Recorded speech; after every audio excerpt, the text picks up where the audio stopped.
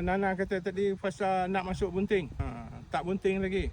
Dah bunting dah, bantu anak. Cik, beranak-beranak tengok sekilo setengah. Tu dia kena masuk inkubator. Padi tak ada hasil lah cerita dia. Jadi inilah situasi yang sangat kritikal yang ayat tu perlu. Kalau dah masuk sebulan ni ayat tak masuk, tak payahlah. Ni pukul 1:30 tengah hari, baru azan Zuhur. Kami duduk di dalam bendang ni. Tengok pokok padi ni, tengok sekitar dia, hak lain hijau.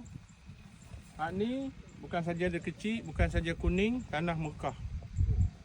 Dan di tanah-tanah Mekah tu kita boleh nampak ayak mula masuk.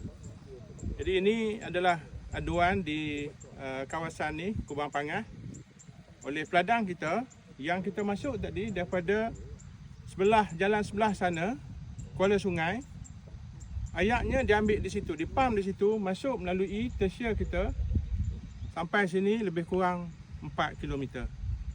Dan sekarang kalau kita dengar ni, kiri kanan kita semua pam-pam berfungsi. Sebahagiannya pam kita, sebahagiannya adalah pam-pam oleh peladang-peladang kita sendiri. Yang apabila kita pam ayak daripada Kuala Sungai tadi, daripada tempatan banjir tadi, masuk ke tersier dan diambil di situ. Jadi inilah situasi yang berlaku sepanjang tahun apabila tempatan banjir ni masih dalam proses pembinaan, tak siap lagi.